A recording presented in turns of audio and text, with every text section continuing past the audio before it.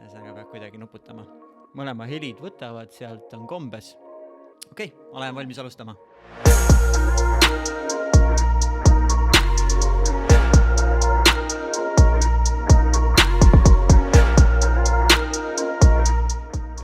Selle koroonapandeemia ajal peaks vist esimese asjana küsima Harald sinult seda, et kuidas sul läheb?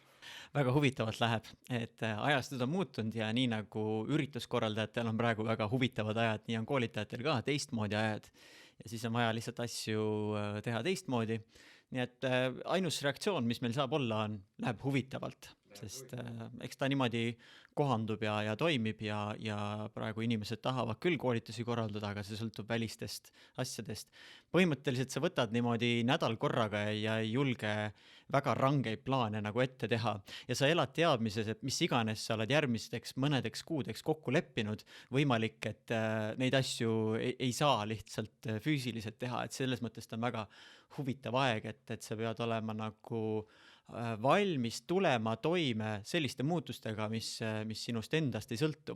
Et ettevõtjana mulle meeldib hästi, et sul on nagu võimalik kõike ise toimetada teha, aga nüüd on lihtsalt hästi selline tugev väline tegur, mis võib päeva pealt muuta, mõjutada asju. Jätkuvalt ettevõtjana on võimalik palju teha, ümber kohanduda, aga läheb väga huvitavalt. Seda on tore kuulda. Harald, ammusest ajast olen ma tahtnud sinu käest midagi küsida, et minu jaoks inspiratsioonikoolitaja kui selline amet on nagu üpriski päris huvitav. Et ma olen näinud neid motivatsioonikõnelejaid, sellised Gary Vaynerchuki, Tony Robbinsi suguseid ja ma olen alati mõelnud, et kuidas nemad on nagu alustanud. Kuidas ka sina inspiratsioonikoolitajana algust oled teinud? Kuidas see käima üldse läks? Inspiratsioonikoolitaja oma olemuses tema töö on, ma kutsun seda inimeste liigutamine sõnadega. Minu ülesanne on suuta niimoodi kõneleda või ehitada mingit loojutustus üles niimoodi, et see poeks inimestele kuidagi hinge ja tekitaks neis tunde, et nad tahavad teistmoodi käituda, et nad tahavad kuidagi positiivsemaid valikuid teha, ütleme niimoodi. Minu jaoks teekond sai alguse sellena, et eks ma ise olin sellises staadiumis enda elus, kus ma otsisin väljaspoolt palju inspiratsiooni ja oli see Tony Robbins ja teised kanged käpad, kes sel ajal tegutsesid, oli kindlasti üheks allikaks, kes näitasid, et on võimalik niimoodi tegutseda ja kui ma enda peal tundsin, et vau, et kuule, et ma saan sealt nagu selgust, ma saan sellist jõudu juurde ja see aitab mul elus edasi minna, see on nagu kõige tähtsam. Et see kõitis mind selle enesearengu valdkonna juures ja siis üks asi, kuidas viis teiseni, kui ma otsustasin ühel hetkel, et ma astun ise sellesse rolli, sest kui mina startisin 2006 aastal Eestis, siis meil enamasti olidki need igasugu kõige inspireerivamad asjad olid enamasti just sellised, sa pidid mingit USA kraami vaatama ja siis USA kõneleja oli, aga Eesti keeleruumis ja Eesti kontekstis ei olnud nagu seda, et kuidagi oli natuke nagu tühimiks sellise innustava, julgustava materjali puhul. 2006 aastal tegelikult kogu online pool ei olnud ka üldse nii aktiivne, kui mina enda inspiratsioonikeskkonnaga alustasin, siis ma olin nagu innovaator omal ajal, et midagi sellist nagu tegin ja videokursused ja asjad, et ta tuli nagu selle tundega, et ma sain kogeda, et kui vahva see on, mis kuskil USAs või mujal kaugel lombi taga toimub ja mul oli mõte, aga miks meil ei võiks nagu seda oma keeles olla ja oma vormis, et ta jõuaks inimestele niimoodi otsem, et keele ei jääks nagu barjääriks.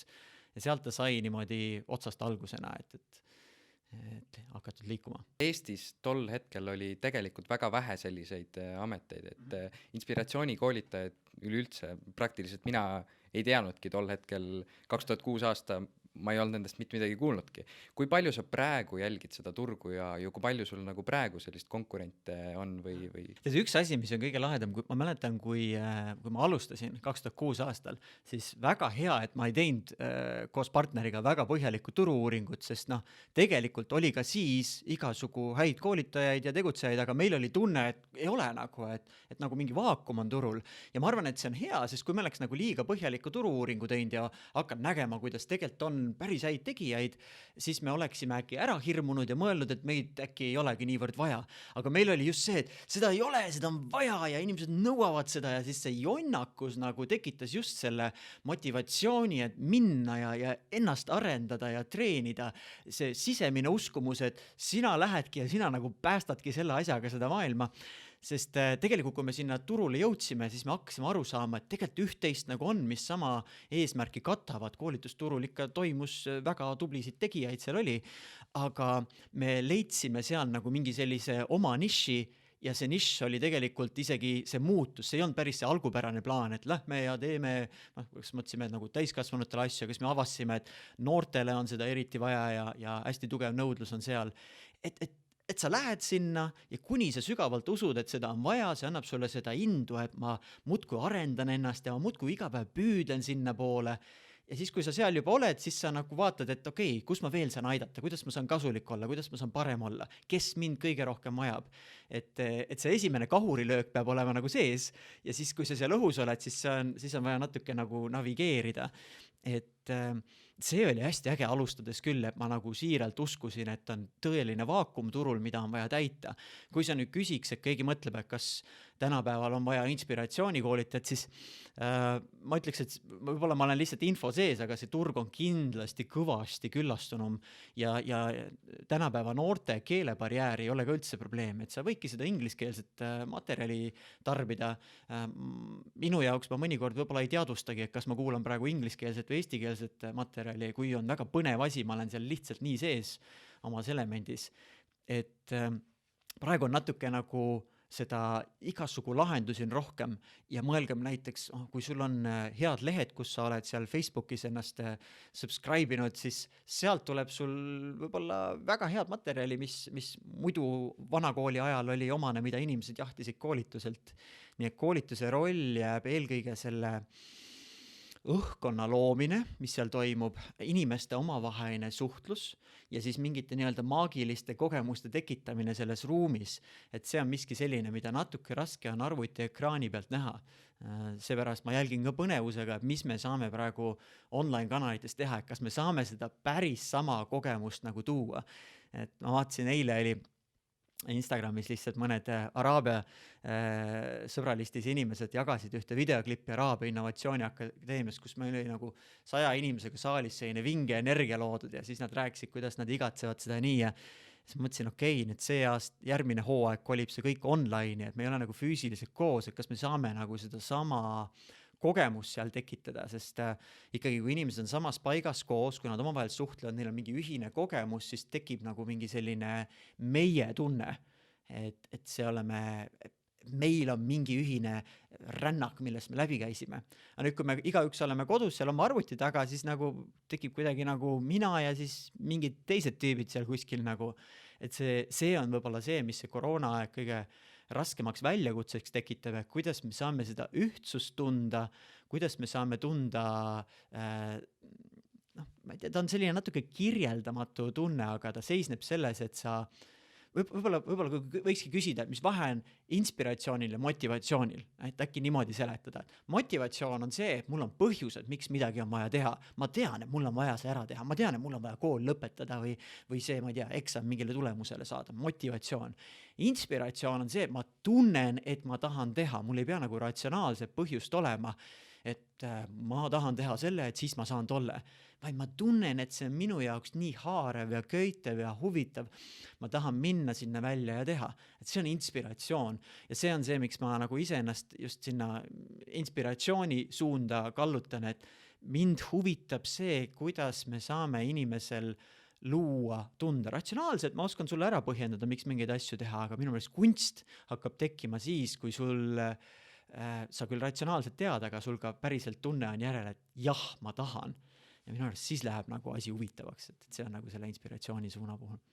Kui küsimuse juurde tagasi tulla, siis jah, Ennis, sa mainisid, et nii palju sa seda turgu ei ole nagu jälginud, aga selles mõttes, et mingid mentorid on sul ju ikka olnud, et kas sa oled neid pidanud ka enda konkurentideks või kes su nii-öelda mentorid üldse ka olnud on, kes siiani on?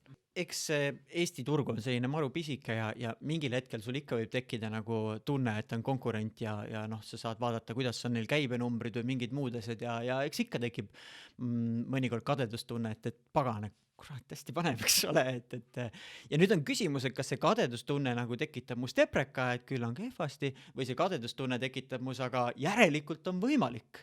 Järelikult ma saan nuputada, kuidas seda teha. Et see põhiasi, mida ma nendes hetkes endale tuletan meelde, on kuidas see nagu pöörata inspiratsiooniks ja mingil moel nagu frustratsioon. Mis mind nagu innustanud on hästi, kui on õnnestunud mõne koolitajaga, mõne väga hea koolitajaga koos mingeid asju teha ja siis sa jälgid, kuidas tema üles ehitab, kuidas tema häälestub ja alati sul on nagu teiste stiilist midagi õppida. On mingid asjad, milles sina oled väga hea, on mingid asjad, mis neile on omased ja siis see minu jaoks nagu avardab mudelit, et kuidas lugude vestmise kaudu näiteks hästi põimida või kuidas tunnetada head tempot. Ja siis sa jälgid, kuidas kolleeg seda teeb ja siis sa tunnetad. Ja et eks Eestis on väga mitmeid väga selliseid häid tegijaid. Nad on tegelikult, nad on kõik natuke nagu oma nišis, et mulle nagu endale tundub, et kui ma vaatan, kus on nagu kõige kangemad ägedad tegijad, kellega ma olen ise kokku puutunud, nad on rohkem võib-olla ärituru nišis. Mul on hästi tugev on selline haridus ja segment ja selline iduettevõtete poole, mitte tavaine korporatsioonile, kuidas me nüüd siin saame selle meeskonna tööle. Ma teen neid ka, aga lihtsalt mul maht on hästi suur, on igasugu haridussuunaga ja seal ma ütleks, minu jaoks see ongi natuke nagu, et ma tunnen, et minus on selline nagu mingi õpetaja loomus, aga see ei ole nagu see, mis oleks nagu koolitunnis. Ma ei kujutaks ette, kui ma käin ja siis ma iga päev lähen sinna kooli ja siis teen seda ja mul on mingi õppekava ees või nii, et see nagu ei haaku minuga, aga koolitajana ma tunnen, et ma saan nagu seda omal viisil teha. Mul on erinevad grupid, erinevad sellised teemad ja ma saan nagu püüan nüüd sõnadesse panna, miks see minu jaoks nagu nii kuidagi teistmoodi on. Ma arvan, et selle taga on nagu see vabaduse taju või tunne on. Mul ema on inglise keele õpetaja, tema on aastaid olnud inglise keele õpetaja. No, talle vist sobib niimoodi, käib ja kütab, aga mulle nagu tundub, et vabadus on see, kui sul on nagu vaheldus, sul on nagu võimalust valida. Vabadus on see, kui sa saad nagu otsustada, et ei, me teeme nii, sest see on see, mida nad päriselt vajavad, mitte et see on kuskil õppekavas nagu ees. Võib-olla nagu see ongi minu jaoks selle mitteformaalse õppimise puhul kõige köitvam, et ma vaatan enda sellele osalejale otsa, ma kuulan, mida tal päriselt on vaja ja siis ma ütlen talle, et ei, meil on kavas, on õppekava näeb ette nii, siis me saame keskenduda sellele, mis on päriselt oluline. Et see on minu jaoks nagu, et tunne, ma saan teha õiget asja. Et tunne, ma usun, et niimoodi on hea teha. Sest mis ma olen täheldanud nagu korporatsioonide või suuremate ettevõtetega, kui suhtled kellega, kes töötab suures ettevõttes, siis seal tihti tekivad reeglid, mingid asjad ja siis küsitakse, et miks nii peab tegema. Ja nii on kirjas, nii on otsustatud, see on meil sisekorra eeskirjas. Ja siis minul oleks nagu kohe, mida hekki, et kui sul on nagu mingi nõme reegel, siis ei ole piisav vastus, et nii on keegi otsustanud, et siis on ikkagi vaja muuta. Aga korporatsiooni puhul on see, et kas lahkud sina või lahkud sina, kui sulle ei meeldi tavaliselt. Et selle nagu iseseisva ettevõtjana tegutsedes sul on võimalik nagu kohanduda ja teha seda, millesse sa usud. Ja inimese puhul see, millesse sa usud, on nagu kõige olulisem asi. Kui sa võtad inimesel usu ära millessegi, ma ei tea, mis siis nagu alles jääb, siis jääb lihtsalt kohustus, kas siis tööl käia või nii. Et see uskumine, et ma tahan siin olla, see uskumine, ma tahan nii teha, see uskumine, me teeme õiget asja. See on see, mis on kogu motivatsiooni, inspiratsiooni selline alusbaas. Ja tegelikult on paljud inimesed, kes käivad ka sellisel tööl, kus võib-olla on palju neid reegleid ees, nii lihtsalt peab tegema. Ja siis nad noogutavad, teevad ära, aga kuni nad usuvad, et jah, nii peabki tegema, on kõik hästi. Tegelikult on kõik hästi. Et lihtsalt mässulised hakkavad ütlema, et aga miks, et ma ei taha nii. Ja siis tavaliselt, kes paati kõigutab, see paadil lendab nagu ja. Täitsa tõsi ta on, jah. Kui sa ütleksid nüüd, ütleme ühe lausega definitsiooni siis vabadusele, milline on sinu jaoks vabadus? Vabadus on võimalus teha seda, millesse sa usud. On võimalus teha seda, millesse sa usud.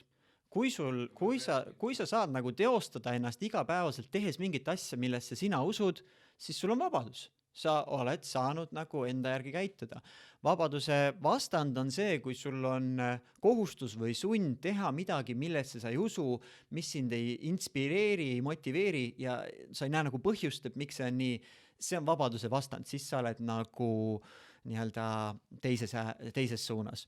Aga vabadusega on ka nagu see asi, et on ka nagu pika perspektiivi küsimus. Mul on 2 väikest last kodus ja ma ei ütle, et ma tahaksin võib-olla nii palju aega panna, et lastega toimetada teha. Ma tahaksin teha koroona ajal lihtsalt, kui me kõik kodused olime, siis seda aega oli, ütleme, 24/7, et nagu siis ma ei tundnud, et mul tööalast eneseteostuse vabadust on. Aga kui ma küsin nüüd pikas perspektiivis, siis hakkavad asjad natuke teistmoodi mängima. Laste küsimus on üldse selline, et kui sa küsid, et kas ma täna tahaksin, et lapsed on, mul oleks igasugu mõtteid, mis ma saaks veel muud teha, et nad on toredad, aga ma tahaks seda, teist, kolmandat teha. Aga kui ma küsin, et kas 50-aastane Harald tahaks, et lapsed on, siis ma usun küll, et 50-aastane Harald ütleks muidu, et kuule, aga miks sa ei teinud siis, et nagu, et kus nüüd on, aga nüüd on natuke keeruline saada. Ja vaat sellistes valikutes, mille me teeme nagu pika perspektiiviga, seal hakkab vabadus mängima nagu teist määratlust. Me oleme valmis ajutiselt loobuma mingitest sellistest nii-öelda vabaduse ilmingutest, sest võib-olla kui ma definitsiooni juurde kõige rohkem tagasi lähen, sest ma usun, et see on vajalik sellel ajahetkel. Et seepärast võib-olla ongi see usu küsimus on selles vabaduses nagu tähtis määratlus, et siis ma olen valmis tegema ka ebamugavaid asju. Ja nüüd ongi tegelikult, kui vabaduse määratlust mõelda, et mõni võib-olla mõtleb, vabadus on siis, kui kõik on mõnus ja saab jäätis süüa ja kõik läheb hästi ja midagi tegema ei pea. No see on mingi ajaga, inimene oma sees ikkagi tunneb, et oletame, kui sa näiteks 2 aastat teeks sellist nii-öelda chill out low life ja sööksid jäätispäev läbi ja midagi väga ei teeks, vaataks Netflixi, siis sa lihtsalt tunned ühel hetkel ennast sandisti. Tõenäoliselt, kui sa omas mullis elad, siis sa võib-olla saaks isegi õnnelik olla. Aga kui sa mingi hetk puutud kokku teiste inimestega ja kuulad, mida kõike on inimesed siin aasta-paari jooksul korda saatnud, siis sul tekib hull madalseis ja mõtled, kuhu ma selle kõik tuulde lasin. Ja vabadus ongi see teadmine osaliselt, et ma praegu teen neid valikuid, isegi kui ta praegu on kohati ebamugav, kohati on ajamahukas, aga ma tean, et pikas perspektiivis see toob mulle suurema vabaduse. Et ta on nagu investeering. Ma panen praegu siia seda aega sisse, et ma töötan need asjad välja ja siis ma tean, et tulevikus mul on vabadus, mul on vabadus siis nagu natukene kergemalt võtta või tunda rõõmu nendest asjadest, mis ma olen loonud. Et sama asi on nagu finantsilises mõttes säästmisega. Et kui ma praegu säästan, ja ma tean, et ma tahan selle raha paigutada millessegi, mis võimaldab mul tulevikus kogeda vabadust, siis see on iseenesest seda väärt. Aga kui ma panen selle muidugi millelegi, mis lihtsalt ära põletab, siis ma põhimõtteliselt kaudselt põletan enda vabadust ära ka, või siis see lihtsalt ei ole nagu hea valik. Tõsi, et kui sa tunned lõpp-punktis, et jah, et sa oled sellel momendil nüüd oled vaba, et sa oled midagi ära teinud, see, et kindlasti, nagu sa ka ütlesid, et see näitab vabadust, see, et kuidas sa praegu justkui sinu näitena, et sööd jäätist, vaatad Netflixis, et see ei näita kindlasti seda, aga kui sa 50-aastasena oled 50 aastat ära töötanud, midagi enda jaoks kasulikku teinud, oled õnnelik ja 50 aasta pärast tunned, et jah, et nüüd ma olen kõik endast andnud ja ma tunnen ennast vabavalt, et see ongi see. Muidugi ei tasu nagu jäätist söömata jätta, et jäätist võib süüa ka, aga jama on selles, kui jäätise söömine on sul nagu täidab kogu su päeva, et me ei pea nagu loobuma nendest lihtsalt nii-öelda, kuidas seda kutsuda, sellistest jõudeolekutest, me ei pea neist loobuma. Need on lihtsalt teadlikud valikud, et ma nüüd chillin ja siis ma taastun. Aga me peaksime mõtlema, et mind on nagu hästi huvitav, kui ma ettevõtjatega palju töötan, et siis seal on nagu, et miks sa ettevõtlusega alustasid? Et ma tahaks saada finantsilist vabadust, et siis ma nagu saan olla ja nii. Aga seal on nagu see väike konks on juures, et ettevõtlus esimestel aastatel on tegelikult suhteliselt nagu ajamahukas, hullult on vaja sisse panustada, et ta väga kaugelt tuleb see preemia. Paljude puhul see ei pruugi üldse tulla, kui su ettevõtte edukalt ei lenda, et siis sealt seda ei tule. Ma nagu ei alustaks võib-olla selle taotlusega, et ma ühel päeval olen vaba. Minul nagu tundub, et kui ma ühel päeval on nii vaba, et midagi enam tegema ei pea, siis tekib küsimus, mis sa siis üldse tiksud? Või inimesena meisse on sisse programmeeritud, me tahame midagi luua. Minu jaoks on see küsimus finantsilise vabaduse puhul, et aga mis sa siis tahad tegema hakata? Mul on see palju huvitavam küsimus, et mis sa siis teeksid, kui sul see oleks, et ja siis ta räägib, ma siis käiks, ma ei tea, ma teeks oma kooli või teeks mingit asja, siis ma küsin, okei, aga äkki sa saad kohe oma kooli teha ja selle peale ehitada. Et see on nagu hästi huvitav nagu küsimus, mida mõelda, et me mõtleme nagu, et meil on vaja saada mingi summa raha ja siis ma saan teha seda mingit järgmist asja. Aga proovi korraks küsida, et kuule, kas ma saaks nagu seda järgmist asja hakata otsast tegema juba? Et ei pruugi, aga kas ma saan seda nagu unistust mingil moel realiseerida? Et see on selline huvitav mõttemäng enda jaoks ja mulle endale tundub küll, et kui ma oleksin praegu sellises seisus, et oletame, et iga kuu tulevad miljonid sisse ja ei oska nagu, ei suuda nagu ära mahutada tuppa rahapakke, siis ma arvan, et ma ikkagi teeks suhteliselt seda sama asja, mis ma praegu teen. Mõtlen, kas ma võib-olla nagu natukene võib-olla valivam oleks, et nagu mingeid asju võib-olla teeks vähem või vaataks, ma sinna kaugele ei viitsi sõita või nii, et aga samas jälle kunagi ei tea, et alati kui nagu valival, et sa kunagi ei tea, milliseid ägedaid inimesi sa kohtad, kui ma koolitajana kuskil lähen, et ja milline õhkkond meil tekib, et see on natuke selline etteaimamatu, aga mulle küll tundub, et ma oleksin suhteliselt sarnast asja teeks. See küsimus oleks võib-olla see, et kas ma teeks seda mingil suuremal, vingemal tasandil. Kas ma teeks seda nagu kuidagi kas ma võib-olla palkaks mingi suurema tiimi järele, kas ma nagu võimendaks, et kui sa enne mainisid, et kes on USA-s seal Gary Vaynerchuk ja teised vennad, et neil on suur punt on taga, kes sisuloomega või hoolitsevad, et neil oleks, nad saaks iga minut päevas teha seda, mis nende jaoks on äge. Ja ma võib-olla seda nagu skaleeriks niimoodi rohkem, aga laias laastus ma arvan, see suund oleks ikka sama nagu, et kus toimetada. Ja minu arust, kui me jõuamegi selle vastuseni, et see, mis ma praegu teen, ongi see, mida ma teeks siis, kui mul oleks kas siis meeletu sissetulek või selline nii-öelda tugev jõukus püsiv, siis see äratundmine on mõnus selline vabaduse heas mõttes vallandumine, et sa saad aru, et ongi juba nii, väga hea, teeme lihtsalt siis nagu veel paremini või teeme edasi. Et kes juba enda jaoks on mingis valdkonnas tegutseb ja kui sa selle äratundmiseni jõuad, et minu meelest see annab nagu head jõudu juurde, et väga hea, et jätkame. Kui ma nüüd ei eksi, siis ametlikult sa oled praegu hetkel 3 ettevõttes, oled juhatuse liige, on nii? Kui palju see ettevõtlus ja need ettevõtted üleüldse sulle sellist nagu vabadust nagu annavad, et versus siis see, kui sa praegu oleksid palgatööl, teeksid midagi muud? Üks on neist kinnisvaraettevõte, seal ma ei pea ise aktiivselt toimetama, teine on koolitusettevõte ja 3. on minu loominguliste projektide ettevõte, mille ma hiljuti veel lõin juurde. Ettevõtte asutamine on üsna lihtne, sul on vaja natuke algkapitali, vist oli 2500 on vist vaja sellist algkapitali, mis sa sisse paned, riigilõi $200, et selles mõttes, et ettevõtjaks saamine on väga lihtne samm. Aga nüüd küsimus on, kuidas sa ennast ettevõtjana teostad ja isegi ei olegi küsimus, et mitmes ettevõttes oled, et minu jaoks kõige tähtsam on lihtsalt see, et see esmatähtis on see, et selle ettevõtte enda tegevus, see, kuhu ma aega pean panustama, on minu jaoks köitev ja äge. See on nagu number 1 asi.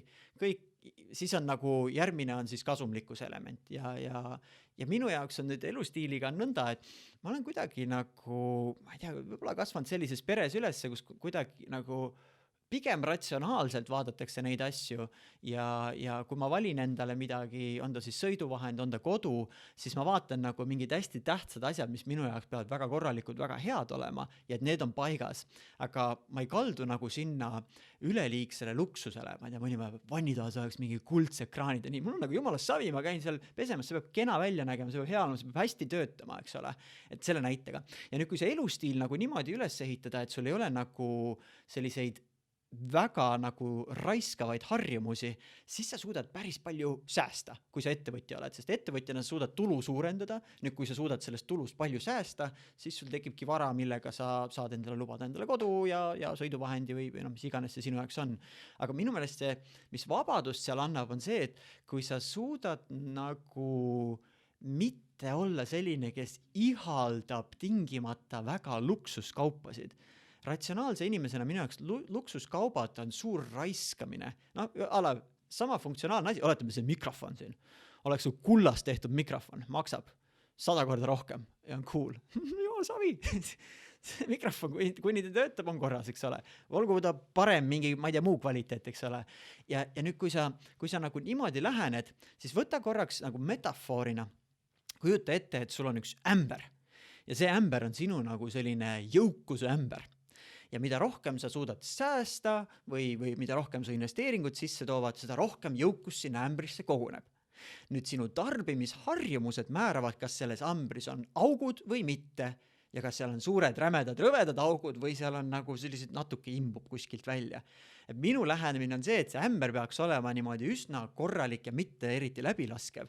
Ja siis kõik, mis sa järjest kogud ja säästad, see tekitab sulle jõukuse ja kui sa nüüd paigutad sellesse, mis jääb asjadesse, mis jääb püsima, asjadesse, mis võimaldab sul ennast paremini teostada ja asjadesse, mis võimaldab sul ka rohkem tulu teenida, siis see olekski nagu selline nagu metafoor, mida mõelda. Et võibolla nagu lihtsalt pull mõte, mis praegu tuli analoogiana, et kui sa järgmisena ihaldad mingit asja, nagu tunned, mul on seda vaja, siis küsi, et kas see on rohkem nagu auk mu ämbris või see on nagu päriselt mingi jõukuse tekitaja.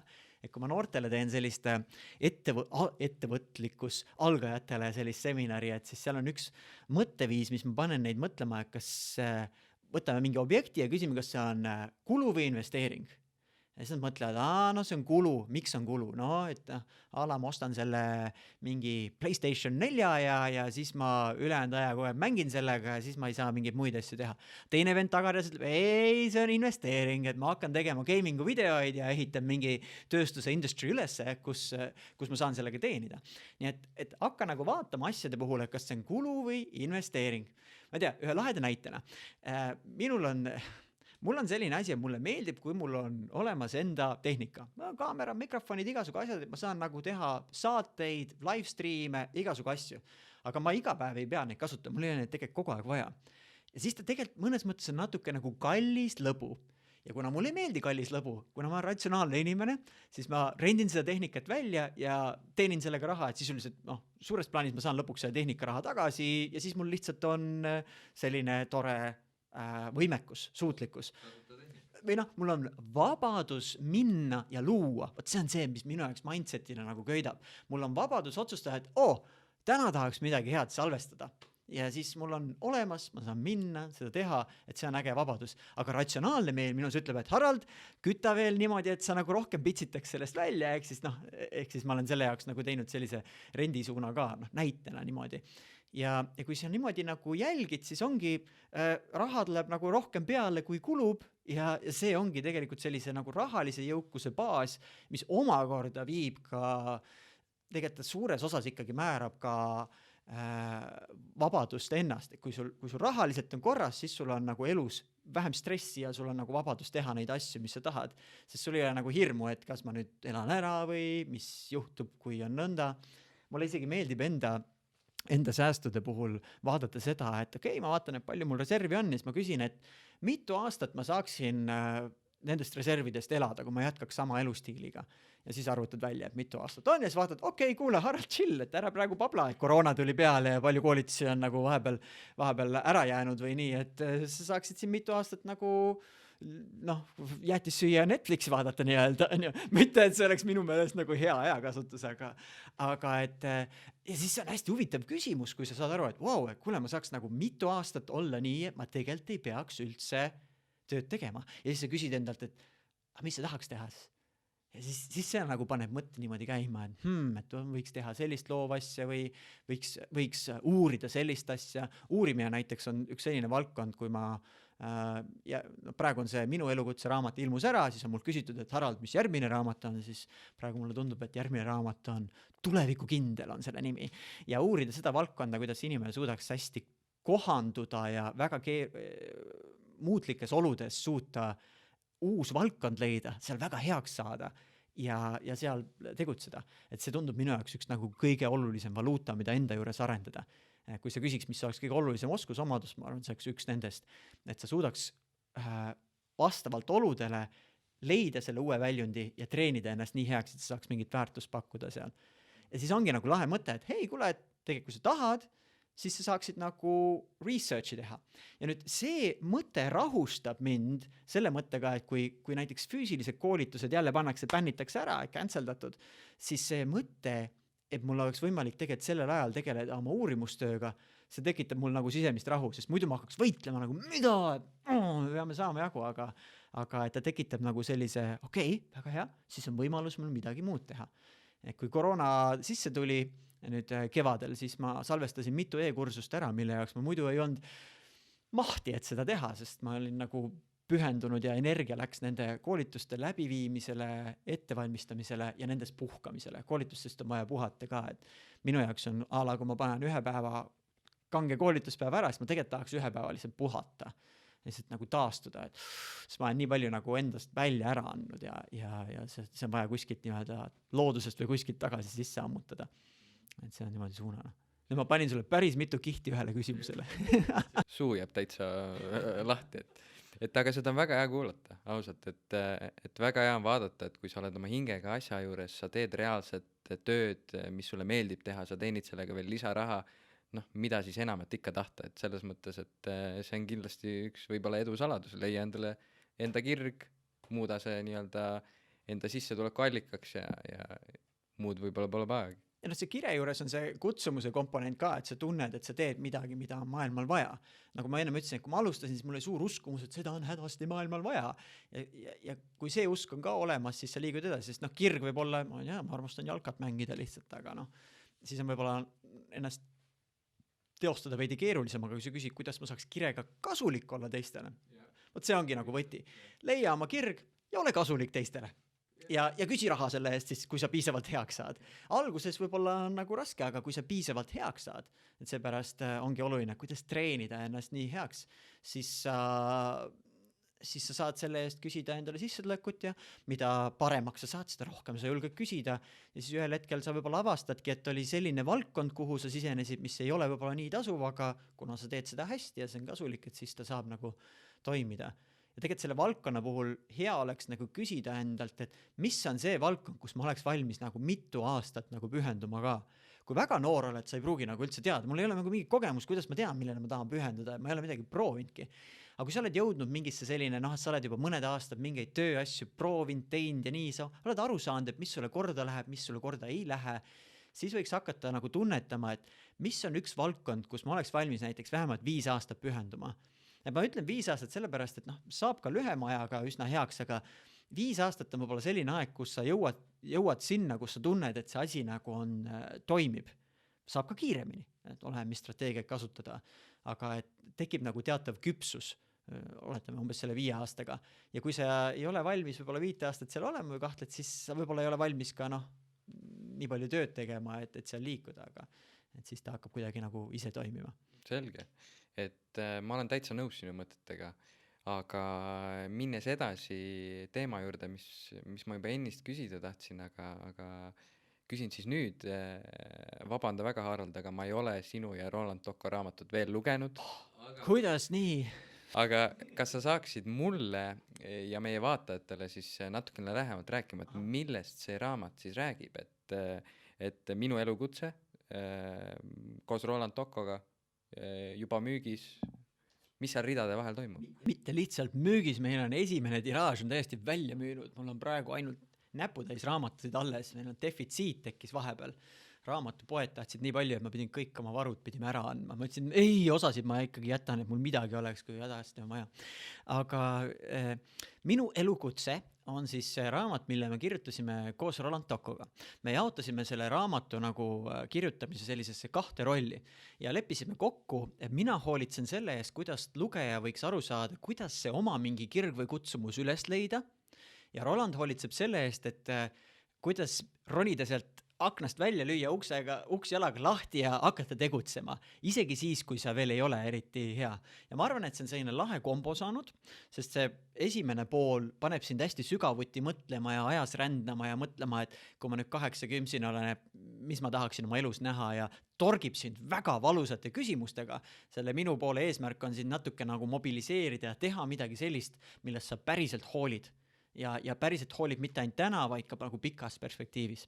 Ja siis, kui sa tunned, et see on nagu pea täitsa segamini ajanud, siis Rolandi teine pool ütleb sulle, et vai, mine välja ja hakka nagu tulistama, et löö lihtsalt jalaga uks lahti.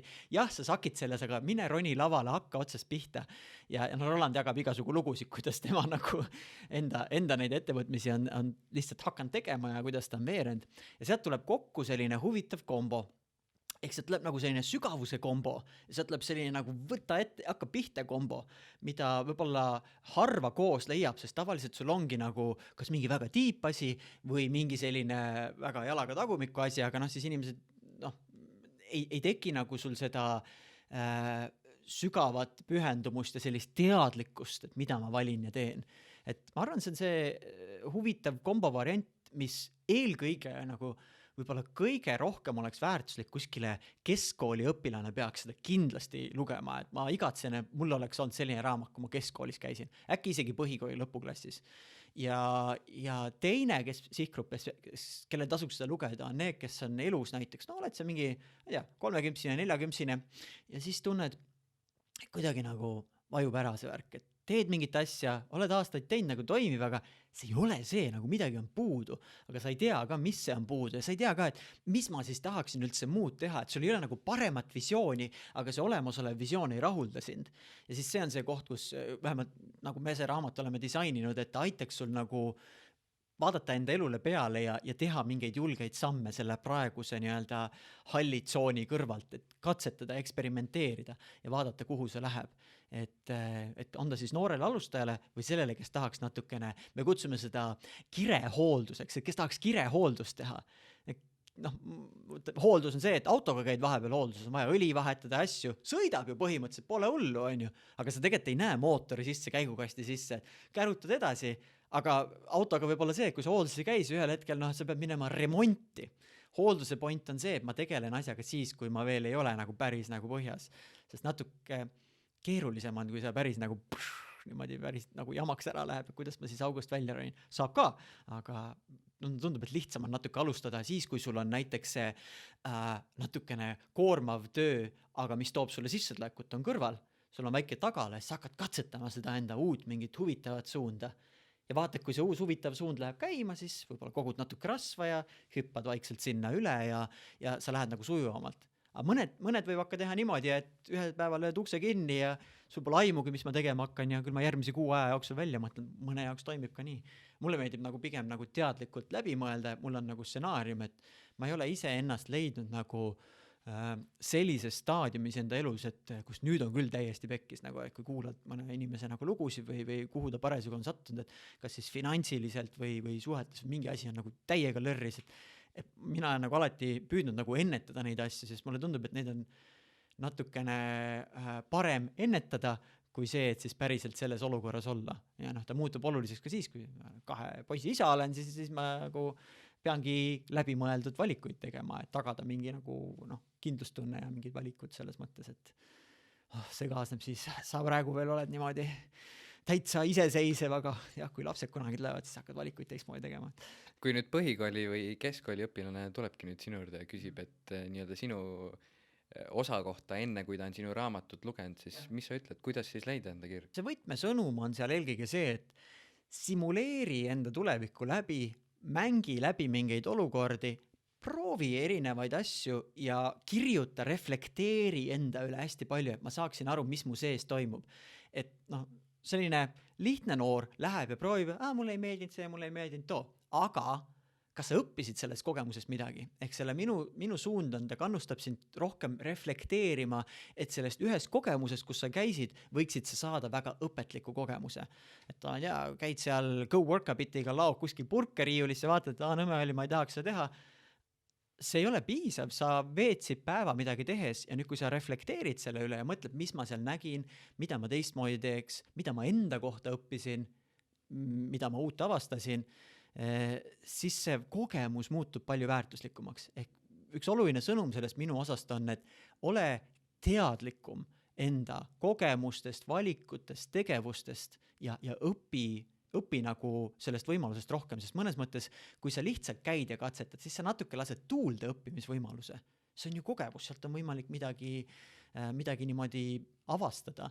Ja mina olen nagu palju mõelnud sellele, et kuidas kõik need asjad, mis ma varem olen teinud, kuidas need võiks aidata mul parem koolitaja olla. Noorena ma olin diskor, ma olen diskoruse valdkonnas toonud asju koolitusvaldkonda päris selgelt otse üle. Ma olen etlemisega tegelenud, see on siis luuletuste lugemine konkursitel, sealt toonud kõnelemisse, kooliteater, sealt näitlemist. Ma olen nagu teadlikult neid varasemaid asju niimoodi põiminud ja toonud, et luua mingi selline hästi unikaalne, äge oma olemuslik kombo sellest praegu. Et see on võib-olla konkreetse meetodina, mida teha sellele noorele, et kui kusjuures seda raamatu esimest peatükki ei pea üldse lugema, seda saab kuulata ka. Et inspiratsioonilehel, kui natuke sobrad, seal on esimene peatükk on tasuta kuulatav kõigepealt. Ja teiseks, üks meetod, mida see noor võiks katsetada, on arengupäeviku pidamine. Ehk siis sa kirjutad enda jaoks asju läbi. Mis ma täna uut õppisin? Mis ma enda kohta teada sain? Mida ma tahaksin homme teisiti teha? Mis ma olen avastanud, mis mind kuidagi rohkem on huvitama hakanud, mida ma tahaksin rohkem uurida.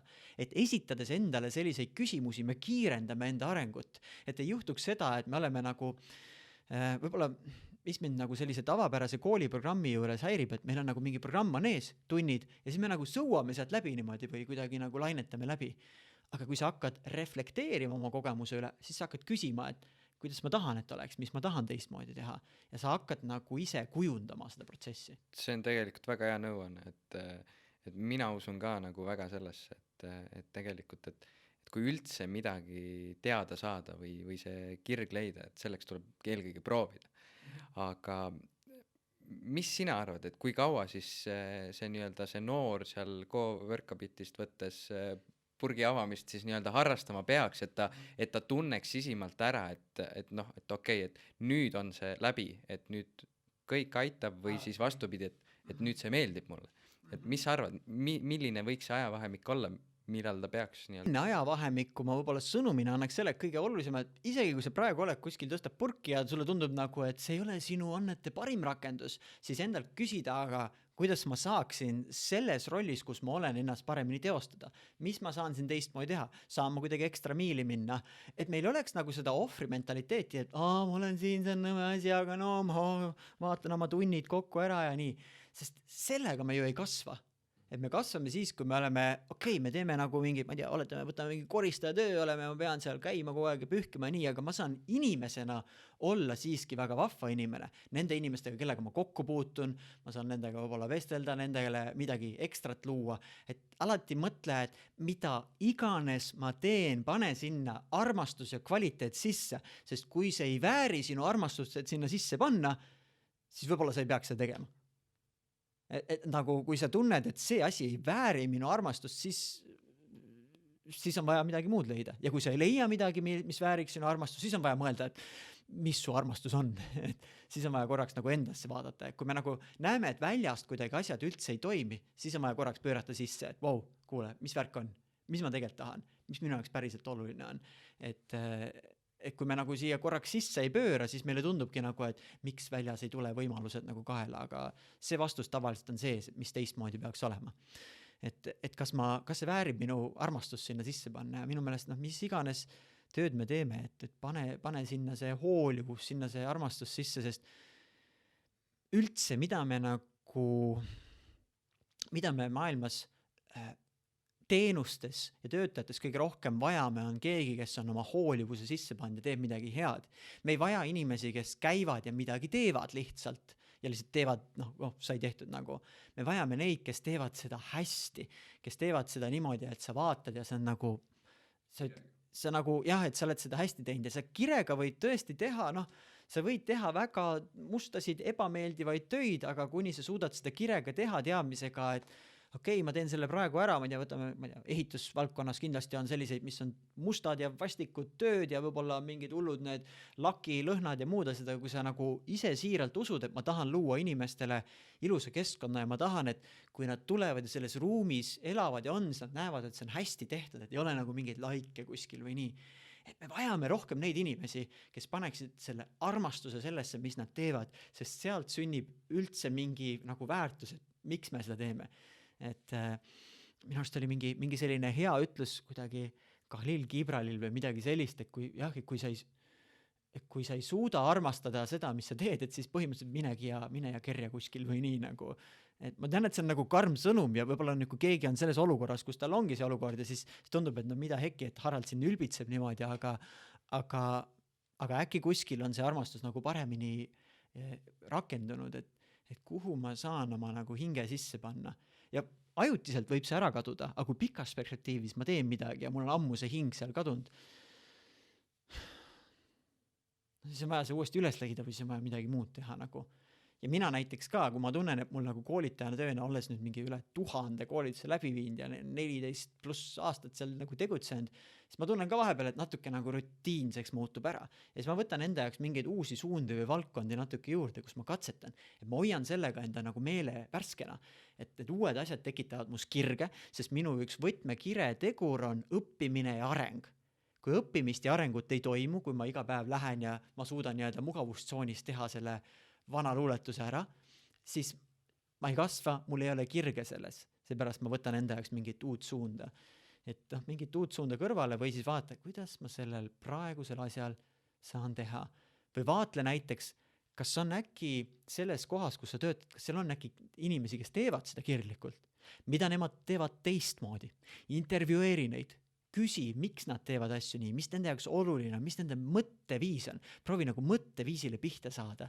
Et sügaval sisimas see mõtteviis on kõige köitvam, mis tundub nagu see, mida õppida teistelt. Mitte lihtsalt, et meetod on selline, et tee nii, tee naa, vaid mis tema nagu lähenemine sellele on, kuidas ta nagu suhtub sellesse. Nii me kasvame. See on hea point. Et mis ma siin vahepeal küsida tahtsin, on see, et mida sa tänapäeval üldse näed, et kuidas inimesed nii-öelda oma tööd ja kõike neid tegevusi teevad, kas pigem nad teevad kirega või pigem on ikkagi vastupidi, et inimesed üldse on ikka, käivad oma tööl ära, peale 5 mul on kopp nii ees sellest ja kuidas sina oled näinud seda, et sa oled ju siin koolitust teinud ja kuhu sa lähed ja kellega sa suhtled ja mis kontekstis sa suhtled. no kui üldse kokku võtta. Ma arvan, et ikka neid silmapaistvaid inimesi on pigem vähemuses, silmapaistvaid selles mõttes, kes nagu päriselt armastusega enda tööd teevad ja kes nagu huvituvad sellest ja eks hilisemas eas on lihtsalt elu tuleb nii palju peale, et sul on nii palju nagu argitoimetusi, et sul nagu tuhmub see algupärane unistus või kirg ära, et miks sa alustasid selle valdkonnaga. Ja kui elu toob liiga palju nagu igasugu tegevusi peale, siis me otsime nagu lihtsama tee. Ja see lihtsam tee tihti on nagu selline rutiinsem ja mugavustsoonis ja seal kaob ära see kirg, aga ei pea olema, et iga päev nagu käed värisevad, et lase mõni päev võtta rahulikult, aga mulle pigem tundub, et enamus pigem näeb, et see on mingi asi, mis on vaja ära teha, mitte et see on mingi asi, mida ma tahan ära teha. Või mida ma tahan mitte ainult ära teha, vaid kus ma tahan ka viibida. Sest siin on ka natuke erinevus, kas ma tahan selle ära teha või ma tahan selles hetkes viibida.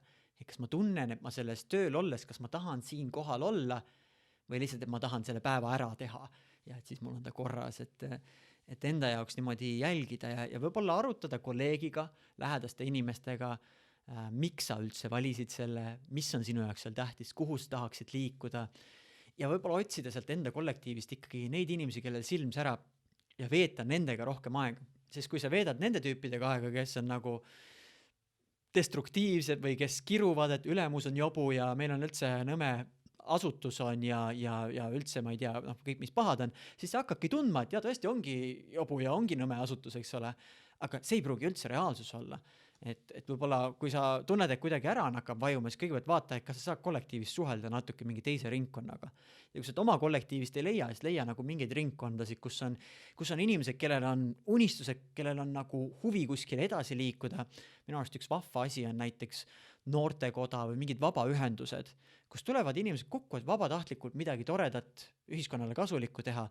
Seal sa leiad inimesed, kellel silm särab rohkem, sest kui sul silm ei sära, miks sa tuled nagu midagi vabatahtlikult tegema, siis sa lihtsalt oleks nii deprekas, et sa ei taha üldse tulla ja midagi teha. Et see on nagu üks mudel, et mine sinna, kus on need, kes vabatahtlikult taha midagi ägedat teha. Ja võib-olla töö kõrvalt too mingi uus projekt enda ellu, kus sa saad mingi uue asja kallal, kas või vabatahtlikult töötada, et see on nagu see, mis toob nagu mingit värskust ja elu, et sinna sisse.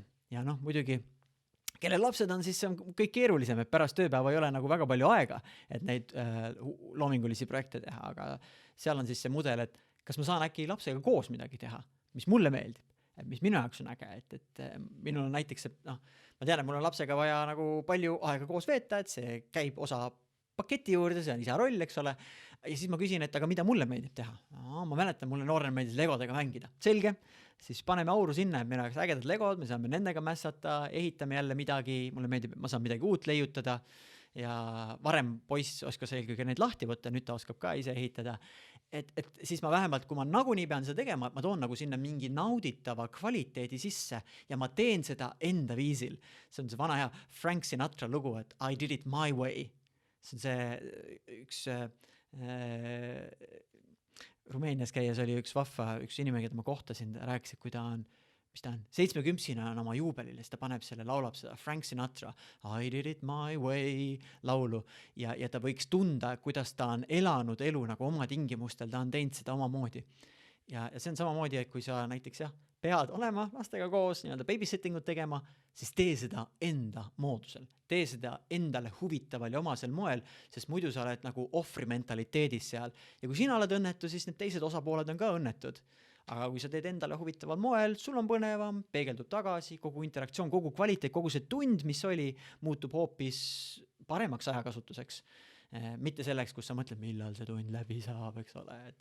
Et tee seda enda moodusel, oleks üks mõte, mida nagu võtta nendesse tegevustesse, kus sa tunned, et ma nagu pean neid tegema, siis tee seda enda tingimustel, enda moodustel.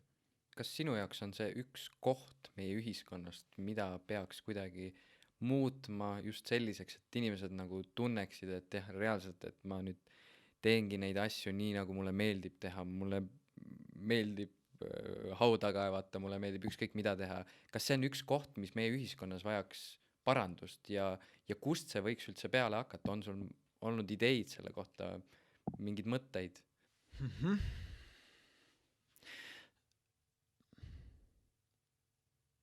Ühiskonna muutmisega on lihtsalt see aspekt, et sa saad ühiskonda muuta siis, kui inimesed on selleks valmis. Et millal iganes mina võin ju tunda, et minu meelest saaks paremini, ei ole minu asi tegelikult öelda või nõuda paremat tegemist, küll aga on minu asi olla abivahendina olemas, kas digitaalsetes vahendites või nii nendele inimestele, kes on valmis mingit muutust tegema. Ja kindlasti võiks inimesed tunda rohkem vabadust, rõõmu, kirge enda tegemistes. Samas, meil on jällegi noorem põlvkond, kes tuleb peale ja kes on hästi muutlik. Hakkab midagi tegema, ei ole enam huvitav, kirge ei ole ja loobub sellest. Ja siis istub kodus, vaatab Netflixi ja sööb jäätist ja paremat ideed ei ole, et ei ole midagi muud huvitavat. Et see on nagu selline nagu teine äärmus. Et meil nagu kaob see selgroog ära, et meil peaks ikkagi olema nagu see, mille eest me tegutseme, mille nimel me tegutseme, et mingi parem visioon või unistus. Et kui sul paremat visiooni unistust ei ole, siis see käesolev asi ongi sinu parem unistus, siis praeguselt järelikult. Naudi, tunne rõõmu sellest, ela hästi. Aga kui tekib parem unistus, siis kuidas ma saaksin sinna poole liikuda? Meil on igasugu vabandusi ees, miks me ei saa, on see turvalisuse mõttes, on see kohustuste mõttes, on see hirmude mõttes, et ma ei saa ju hüpata ära seal, mis mul saab, ma ei tea, peretoitmisest või kellelgi kodulaenudest või mingitest muudest asjadest. Minu soovitus muidugi oleks, et eriti tore on, kui kodulaenu ei ole ja autolaenu, sest siis sul ei ole nagu, see ei ole põhjus, miks sa mingil tööl käid. Sest ma arvan, nõme on käia tööl, ma pean nagu kodulaenu ja selle maksma. Et mõned minu sõbrad on kritiseerinud, et miks ma otsustasin kodulaenu nii kiiresti tagasi maksta. Et see on nii madala intressiga, et sa võiksid paigutada raha mujale ja kuskilt teenida rohkem, aga minu jaoks on see oluline väärtus, et minu kodu ei kuulu pangale, vaid mu kodu kuulub mulle. Ja ma ei pea tegema nagu otsuseid sellepärast, et ma ei pea koolitajana töötama selle jaoks, et ma peaks oma nüüd kodulaenu maksma. Et see on hästi huvitav, nagu psühholoogiline nõks käib ära.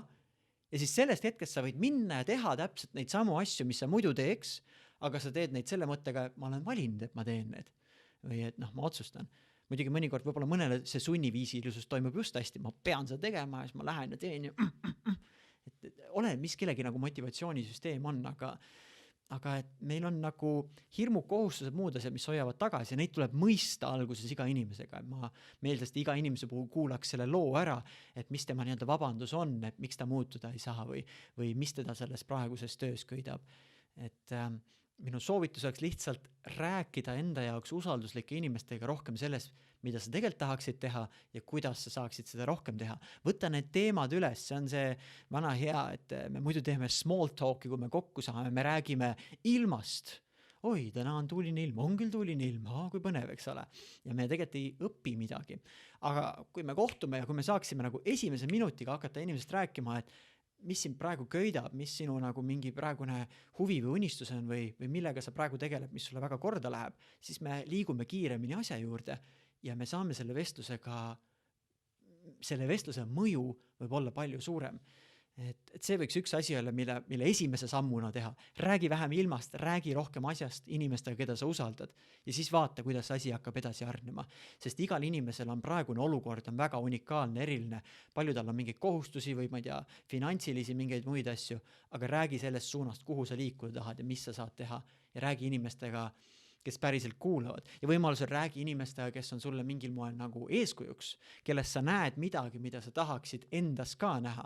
Et nende inimestega sul on võib-olla kõige rohkem võimalik õppida selles vestluses. Aga kas see muutus iseenesest võiks juba toimuda kuskil kooli ajal, põhikoolis, gümnaasiumis, sest mida mina olen näinud, on juba põhikooli lõpuklassides on aina rohkem seda, et ma ei viitsi seda ja ma ei taha seda ja kaaslased üldse ei köida mind ja süke, või mis sina arvad, et kust peale võiks sellest juba rääkida? Varem seda parem, aga nüüd on küsimus, et kas piisab nagu rääkimisest, me vajame nagu häid eeskujusid. Esimene eeskuju on, mis su vanemad kodus on, millised nad on, mida nad teevad.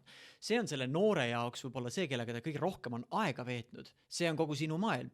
Miks minu jaoks oli üsna lihtne ja loomulik ettevõtja roll, ma nagu ei kujutanudki teistmoodi, on seepärast, et 90ndate alguses minu isa alustas ettevõtjana, hakkas pidama kohalikke väikseid külapoode, ehitas neid järjest suuremaks, kogu raha, mis sai, et arendas neid nagu edasi ja see oli tema nagu elustiil ja see tundus nagu vahva. See ei tähenda seda, et ta oleks nagu ajaliselt meeletult vaba, ta pani sinna meeletult aega, energiat ja auru ja kogu oma ihu ja hinge sisse, aga see oli nagu tema mingi asi, et võib-olla see, mis ta sellega mulle õpetas, ongi, et võib-olla see lõppsiht tingimata ei ole, et sa pead nagu sellest hästi vaba olema, see lõppsiht või see teekond on see, et tee midagi, millest sa päriselt hoolid ja mulle vähemalt tundus, et tema nagu hästi hoolis. Ta isegi nimetas selle poeketi, olid Haraldi poed olid need, see kett oli poja järgi, eks ole, et see andis nagu ekstra pungi, et peab head asja tegema, et ta nõnda oleks. Praeguseks me enam poodi ei pea, et meil on siis see ettevõte, kus me rendime seda hoonet välja ja teised opereerivad seal poega ja nüüd isal on selle jagu vabadust on rohkem ja siis ta teeb kõiki neid muid toredaid asju, mis ta tahab teha, et mässab seal oma traktoritega ja käib oma vaimsetel seminaridel ja et see on tema selline elustiil, mis ta on valinud, aga minu jaoks see oli nagu üsna loomulik ja ma tegelikult noore, nagu ma alustasin, siis ma saingi enda isa ettevõtte alt teha esimesi arveid väljastada, kas siis tehnika rent, kui ma diskorina tegutsesin või kui oli tarvis, et mul oli nagu see juriidiline keha ka olemas ja siis selle oma koolitusettevõtte loomine ei olnud nagu nii suur samm, lihtsalt siis oli nagu juriidiline pool, oleme notari juurde ja nii, tänapäeval käib kergemini. Et see, kellega sa suure osa enda ajast veedad, see muutub sinu nagu normaalseks või loomulikkuseks. Kui nüüd kellelgi on vanemad, kes on mitte nii inspireerivad, siis oleks vaja veeta kellegi teisega rohkem aega. Ja noorena meil on ka küsimus, et milliste sõpradega me veedame, kas nad on nagu sellised väga innukad või mitte. Mulle meeldis, kui ma läksin ülikooli teisel kursusel noortekotta, seal olid inimesed, kes said must 10-20 aastat vanemad ja see oli hästi vahva, sest neil oli 10-20 aastat rohkem elukogemust, mul oli võimalik neid midagi õppida ja nad olid sellised hakkajad, aktiivsed inimesed, see oli hea keskkond minu jaoks, kus ma sain nagu see vormis minus nagu sellist mõtteviisi, et teemegi asju ja võtamegi ette ja teeme asju, mis on kuidagi ühiskondlikult positiivse mõjuga, et see supp, millest sa hulpid, see loob sinu reaalsuse ja kui sulle ei meeldi see supp, kus sa hulpid, siis on küsida, kas ma saan mingisse teise kaussi natukene hüpata. Aga selle põhikooli noorega on see jama, et sa lihtsalt oledki selles vanemate supis kogu oma päeva. Ja nüüd on küsimus, kas sa leiad nagu mingi sellise hea kvaliteetse ringkonna. Mis mulle nagu meeldib, kui ma vaatan, on mõned leiavad enda jaoks selle väljundi nagu noorsootöös, et noh, meil on näiteks hiljuti lihtsalt, mul oli üks grupp, kus oli palju JJ Streeti tantsukooli õpilasi oli. Ja ma tean, kuidas nemad seal tegutsevad, nad ei käi lihtsalt tantsimas, neil on kogu see enesearengu pool, koolituste pool juures, mis on hästi tore, sest noh, see ei ole ainult tantsimises, see on nagu, kuidas ma inimesena, isikuna kasvaksin. Ja otsi neid gruppe selle noorena, kus sa põhikoolis oled, kus sa saaksid kohtuda innukate inimestega, kes tegelevad enesearengu, kes loevad mingeid head kirjandust, kes küsivad endalt, kuhu ma tahaksin elus liikuda. Et ma arvan, et kõige ohtlikum on siis, kui sa vaatad enda ümber ja sul on nagu mingid teised semud on, kes seal tõmbavad suitsu ja passivad niisama, panevad õllivärki, siis see on nagu see koht, kus sa peaks nagu kohe jeed panema, sa peaks nagu sealt nagu kohe nagu minema panema, sest see on nagu okei, võib-olla sul on mingid väga erudeeritud tüübid seal, ma ei tea, aga noh, üldjoontes, kui sa oled põhikoolis ja su teised semud selles vanuses panevad õltsi ja suitsetavad, siis mõtle korraks elu üle järele, et nagu korraks küsija, et kas need on nagu need tüübid, kes sisuliselt viivad mind edasi või need on need tüübid, kes hoiavad küüntega mu tagant püksirihmas kinni ja ütlevad, et aga kui sa lähed nüüd, et ära rabele, et püsi siin, et muidu kui sa mingiks tubliks tüübiks saad, me tunneme ennast kehvasti, aga kui sa siin meiega low life oled, et siis on kõik kombes. Ja noh, ma ei taha nagu halvustada, et kui keegi on mingi etapi elus sellisena olnud, et see ongi elu etapp ja sa õpidki sellest, et vähemalt kas või seda, et ma ei taha nagu veeta enda aega enam selles kultuuriruumis, see on kultuuriruum, see, mis su ümber toimub, millest nad räägivad, mis nende jaoks tähtis on, kõnepruuk, mis neil on, see kõik nagu vormib sind. Ja mina tegelikult noorena mingi osa ajast ma elasin üldse maapiirkonnas, kus ma käisin koolis, aga siis õhtul kodus ma vaatan aknast välja, lambad on seal ja siis minu jaoks allikas oli internet ja internetist tulidki need igasugu kas siis koolitusõppematerjalid ja asjad, mida ma sealt kõike sain ja mida ma kõike töötlesin. Et mul ei olnud nagu no eks mul on ka etappe olnud, kus ma olen võib-olla veetnud ringkondades, kus ei ole niivõrd tiivustavad ringkonnad nii-öelda, aga mul on olnud neid etappe, kus ma olen saanud ise endaga tööd teha, kasvada ja endasse vaagida ja mõelda. Ja lihtsam tegelikult on leida need ringkonnad, kus on hakkajad inimesed ees. Sest suutlikkus endaga tööd teha, ennast käigus hoida, enda emotsioonide, hirmude, muredega toime tulla, see on nagu küpsem oskus. Et alguses lihtsam on minna inimeste juurde, kes enda eluga tulevad hästi toime ja siis nad on justkui nagu mentorid sulle, et sa nagu jälgid, kuidas nad teevad, sa nagu küsid neilt ja küsid tagasisidet või nagu püüad aru saada nende mõtteviisist. Et see on nagu lihtsam samm ja noortele on soovitus leia mingeid vabaühendusi, sest tavaliselt sinna kogunevad mingid aktiivsemad, hakkajamad, tublimad noored ja mis nad teevad, nad tõstavad sinu standardit aru saama sellest, milline võiks olla kvaliteetne nooruspõlv ja kvaliteetne elu. Sest muidu, kui sa vaatad tagasi, siis Raub Polt kindel, kui sa oled praegu mingite selliste nagu semudega koos, kes lihtsalt panevad jooki ja ma ei tea, räägivad naistest ja värki ja Bemmi uutest treffidest, et siis nagu, ja see ongi nagu kogu teema, et nagu tiibimaks asi ei lähe, siis Raub Polt, ma olen kindel, et 10 aastat hiljem sa vaatad tagasi ja mõtled, pagan, ma oleks võinud nagu olla kuskil mujal, ma oleks võinud nagu teha midagi muud, aga ma ei teinud.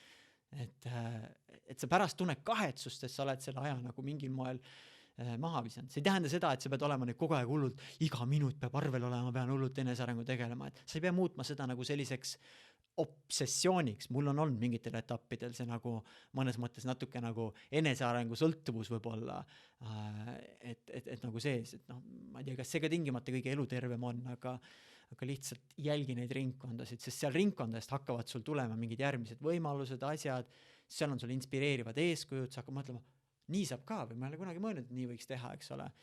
Et ideaalis jah, proovi olla ühes ruumis inimestega, kus on vähemalt mõni inimene, kes oskab mingit asja paremini, kus sina tahaks ka paremaks saada, siis sul on õppimisvõimalus. Et kui oled teiste sama latisemudega, siis võib-olla niivõrd ei toimu. Välja arvatud, kui sa neid õpetad, sest õpetamise käigus tegelikult sa ise, sinu teadlikkus kasvab ka, et mis on päriselt oluline. Ja igasugu näiteks need intervjuud on ka hästi põnevad, et ma siin vatran niimoodi päris pikalt, aga ma teadlikult nii-öelda kasutan seda võimalust ära, et endaga natuke teraapiat teha, enda jaoks mõtteid korrastada ja selle kaudu saada ka paremat selgust, mis ma tahan teha ja mis on oluline. Et siis see efekt on näiteks, kui sa oled mingis ringkonnas ja sa juhendad teisi, siis tegelikult ei ole probleemi, kui sa oled selle valdkonna kõige kangem käpik ruumis, sa ikkagi oma professioonis saad edasi kasvada. tagasi tulles siis tegelikult ettevõtlusteema juurde, et täpsemalt siis millest ma rääkida tahan, on investeerimine ja säästmine, et ennem natukene sa säästmisest juba midagi rääkisid, et minu jaoks need asjad käivad kõik käsikäes, et kui sa oled ettevõtja, siis enamasti sa investeerid kuhugi, säästad sa raha rohkem, see teadlikkus käib kaasa. Mida ma nagu uurida tahan, on see, et millesse sina eelkõige investeerid, mis asjad on need, mis sinu jaoks on nagu esmased asjad, mida kindlasti sa iga kuu, iga aasta, iga nädal ette võtad? Minu jaoks on investeeringu puhul on, kui ma tegelen ettevõtlusega, siis sealt mul on võimalik saada kõige, ühesõnaga, kui sa tahad oma sissetulekuid kasvatada, siis selle jaoks enamasti on hea moodus ettevõtlusega tegelemine, sest seal sa saad suurendada oma sissetulekuid. Investeerimisega paratamatult enamasti on, sa võid ju kinnisvarasse raha panna, aga ta niimoodi vaikselt tiksub ja kasvab ja sul võib igasugu probleeme olla, mis sa pead seal lahendama ja tegelema. Seega mina näen nagu kõige olulisem investeering. Number 1 on see, et enda suutlikkusse ma oleksin ka aasta pärast võimekam, kui ma täna olin, et ma suudaksin luua paremat väärtust ja paremat mõju. Number 1 endasse. Teine asi on igasugu digitaalsed lahendused. Minu puhul tähendab see seda, et mul on siis mõned e-kursused, mida ma müün ja mõned e-kursused, mida ma litsentseerin. See tähendab seda, et mul on võimalik tekitada tulu ka siis, kui ma otseselt ei käi midagi läbi viimas. Praegu muidugi füüsilistest üritustest tuleb kõige suurem nagu sissetulek. Ja investeeringuna, siis mis meil on see kaubandushoone, seal on meil kinnisvara variant on niimoodi, ma ise hetkel, ma olen tegelikult juba viimased paar aastat jälginud turgu ja mul on tunne, iga hetk tuleb nagu crash. Tegelikult oleks pidanud juba kevadel crash tulema, aga kuna valitsus lükkas, mis seal oli, Töötukassa kaudu lükati 200 milkut või palju seal oli, lükati raha ringlusesse sisse, siis kõigil oli paila käis edasi ja tegelikult jäi see crash ära, nüüd sügisel võib-olla tuleb. Et mina nagu oleksin hetkel investeeringutega nagu siuke natuke nagu vaos hoitud ja miks on just hästi huvitav on nagu koroonaga, et et sul võib see üürikorter olla, aga kui näiteks seal on tudeng sees ja kui tudengile öeldakse, et me läheme nüüd kaugõppesse, siis see tudeng võib vanema juures ka olla. Et ma olen selline varadesse investeerimisel nagu natuke riskialtis selle mõttega, et ma nagu näen igasugu mingeid nüansse, mis sealt võib niimoodi liikuda tulla. Natuke aktsiaid on, aga see aktsiaid on mul rohkem nagu pulli pärast, et on aktsiaid ka.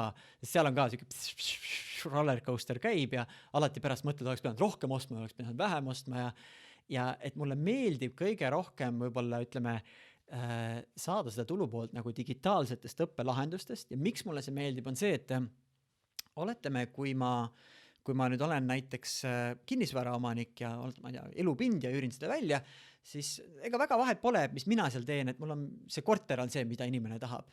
Aga kui mul on mingi õppelahendus, mis ma teen, ma olen pannud sinna mingi unikaalse väärtuse sisse, mida tavainimene ei suuda teha. Ehk ma olen nagu sellises nišis investeerin, kus mina suudan midagi teha, mida enamus ei suuda teha. Sest põhimõtteliselt korteriga on igaüks, kes laenu saab, võib nagu osta mingi mõistliku hinnaga kokku ja siis seda üürida. Aga tal ei ole nagu seda enda lisandväärtust. Tuleb järgida turgu ja mis iganes nagu investeerimissoovitus on, et see sõltub nagu sellest turu hetkest.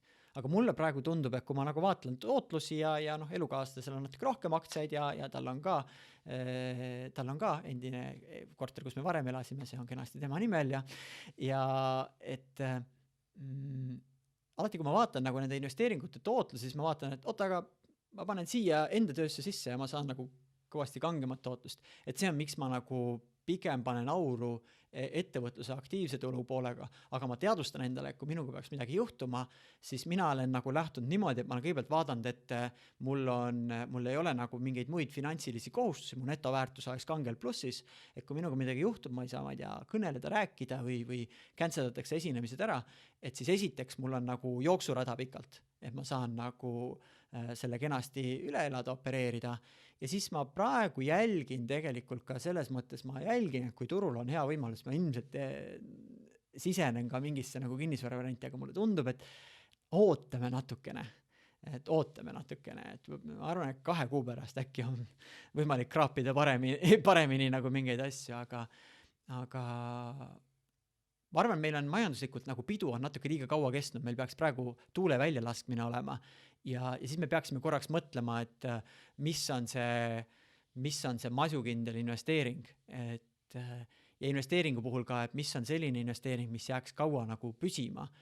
Et aga jah, mis mulle rõõmu kõige rohkem toob, on praegu ikkagi need e-kursuste pool, sest seal on 2 asja, et ta toob nagu sissetulekut ja teine asi, ta toob mulle ka tagasisidet, ma käin seal õhtuti niimoodi vaatan jälle, loen review'sid ja kuidas keegi kiidab, kuidas väga hea kursus, väga hästi läbimõeldud, aitas teda.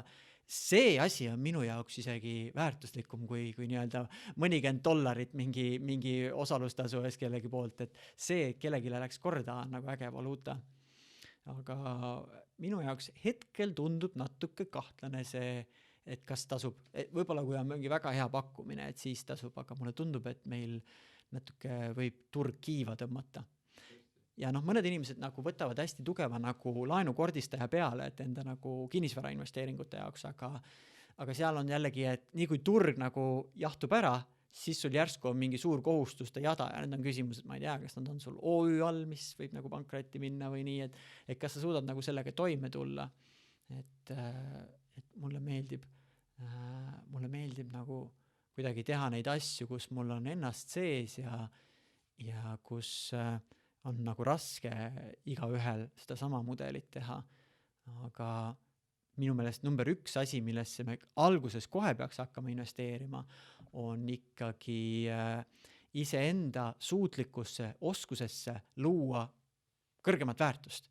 Et minu töö oleks kõrgema tajutava väärtusega. See on nagu number 1, sest sellega sa saad hakata tekitama tulubaasi ja siis sa saad hakata laienema teistesse. Mina otsustasin, et ma ennem ei laiene, kui mul kõik teised asjad on välja ostetud, mul absoluutselt nagu mingeid muid laenukohustusi ei ole ja siis ma vaatan järgmise astmega, et kas ma hüppan nagu kohe täiega või ma võtan natuke lisakapitali juurde.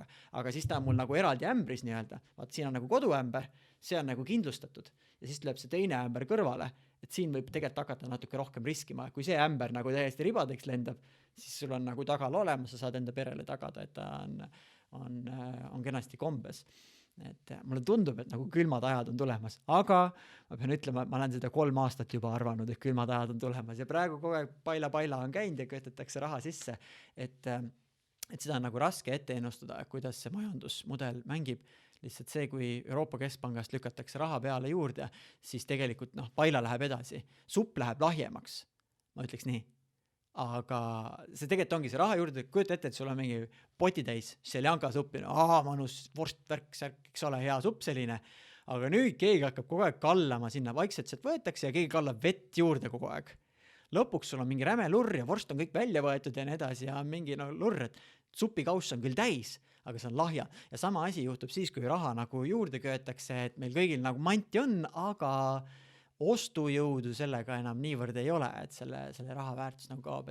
Et selles mõttes nagu väike hirm on, et väga nagu palju säästa ei tasu, et kui ma lugesin, et mitu aastat ma saan ära elada, et siis tegelikult oleks hea seda kuskil ära paigutada, aga need on küsimus, et millal see turg niimoodi vastav on ja enda jaoks nagu need suurema raha otsused nagu läbi mõelda ja mängida. Ja kõik sõltub nagu sellest ajast. Et on nagu neid, kes on rääkinud, et ühisrahastuses jumala hea, et 10% aastas teenib ja nii. Ja aga korraks võttis neil junni päris jahedaks nagu, et kui nüüd nagu ütleme, kui kogu asi, kui majandus muutub ebakindlaks, siis minu meelest ei ole väga masukindlat varaklassi. Öeldakse, et kuld on, aga see kuld on, sa kaotad seal vahendustasudes ja sa kaotad ikkagi, mis sa selle kullaga teed ikkagi, kui jama majas on, et siis sööd seda või mis sa teed sellega, et oleneb, kui nagu julmaks asi läheb, aga hästi palju ebakindlust on ja enda jaoks nagu läbi mõelda, aga mulle tundub, et see vastus pigem võiks olla, kui inimene on nagu väga algfaasis selle investeerimismaailmaga, siis mõtle, kuhu sa saaksid raha paigutada, et sa saaksid hakata suuremat sissetulekut endale tekitama, sest see suurem sissetulek võimaldab sul teha siis mingeid järgmisi investeeringuid ja siis iga investeeringuga minu mõtteviis on ikkagi see, et kui nüüd peaks nagu masukeskkond väga keeruliseks minema, kuidas see mõjutab minu investeeringut, mis sellega juhtub? Märtsis nägime, kuidas aktsiad korraks kõik kukkusid, pärast ronisid üles tagasi, sest lükati raha ringlusesse sisse, eks ole, ja läks paila nagu edasi. Aga mis siis see on, mis nagu kindlalt toob, et võib-olla võtmesoovitus on hoia need ämbrid eraldi. kindlusta nagu enda ja pere mingi kindel nagu baas ja siis tee üks eksperimentaalämber, kus sa võid hakata nagu niimoodi sellega mängima, katsetama niimoodi. Et see raha, mis mul aktsiates on, mul ei ole probleemi, kui seda ühel päeval seal enam ei ole või see on nagu täiesti kokku läinud, et minu teine ämber ei sõltu sellest üldse. Et see oleks võib-olla nagu minu perspektiivist üks oluline asi investeeringu puhul, et hoida nad eraldi, aga seda jah, kus kiiresti rikkaks saada ja muid asju, seda oskavad mingid teised tüübid ilmselt osavamalt rääkida, sest ma olen natukene konservatiivne sel alal ja mulle ei meeldi kaotada. Et mõned ütlevad, et sa pead nagu olema valmis kaotama, aga mulle ei meeldi kaotada, ma ei tea, mulle ei meeldi. Mulle ei meeldi ebaõnnestuda ka, mulle meeldib teha asju hästi, sest mulle tundub näiteks, et kui ma läheksin ja koolitust teeks ja kui ma ebaõnnestuksin, siis ma olen kliendile halba teenust pakkunud, ma ei taha halba teenust pakkuda, ma tahan, et see, mis ma teen, on hea. Ja seega ma pigem nagu mõtlen selle läbi ja annan selles hetkes endast parimat, sest mulle alati tundub, et ebaõnnestumisi sul on võimalik nagu vältida, samas sa ei pea tingimata jätma asju tegemata, riskid on alati ja mingid riskid on nagu täiesti paratamatud, aga investeerimismaailmas ega midagi tagatud ei ole. Aga kui sa endasse panustad, siis see võimaldab sul järgmistel aastatel tekitada suuremat teenistust, et võib-olla võikski endalt küsida, et kuidas ma saaks endasse panustada ja mis on see kõige parem raha rakendus. See ei pruugi üldse mingi kallis kursus olla. See võib olla aja investeerimine endasse või mingite, kas siis ma ei tea, mingite raamatukirjanduse või mingi mentorite või suhtlusringkonna leidmine.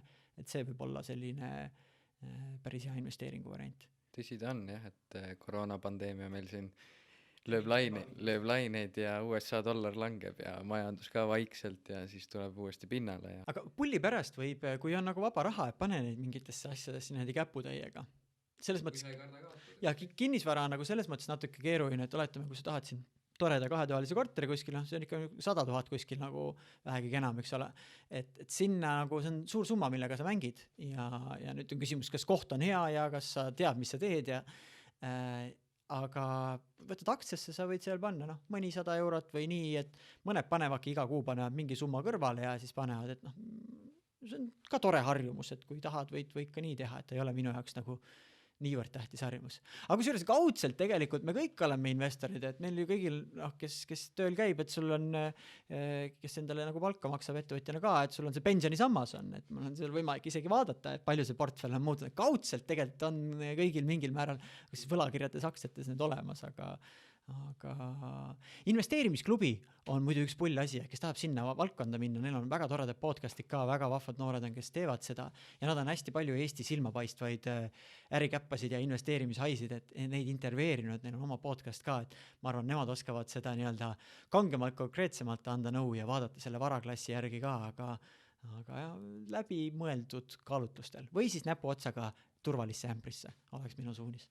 Jah, täitsa nõus sinuga, et nagu ma sinu jutust aru saan, siis pigem sa oled selline turvaline nii-öelda investeerija või selles mõttes, et sa ei võta väga palju riske turul, vaid sa jälgid, sa hoolsalt teed analüüse, nii nagu ka peab, aga sa pigem oled see inimene, kes võtab väga vähe riske.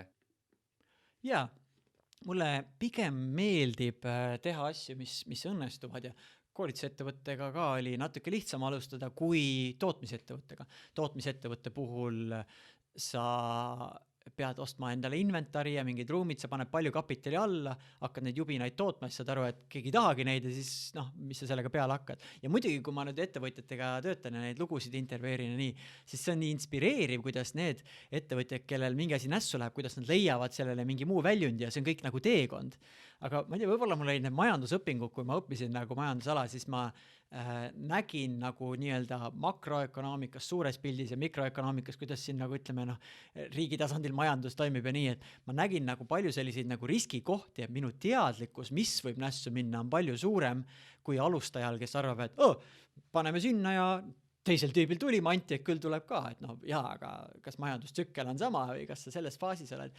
Ja see ilmselt nagu teadlikkus raskendab riskimist, sest vaata, kui sa teed midagi ja sa tead, et see võib juhtuda ja suhteliselt suure tõenäosusega juhtud, ma ei tea, et astun siit välja ja ma tean, et seal väljas on libe ja ma kukun kõhuli, siis see tunduks natuke rumal mõte sealt minna ja välja astuda, kui tõenäosus on suur või kõrge. Aga tõenäosus on alati selline, et ta võib nii ja naa olla.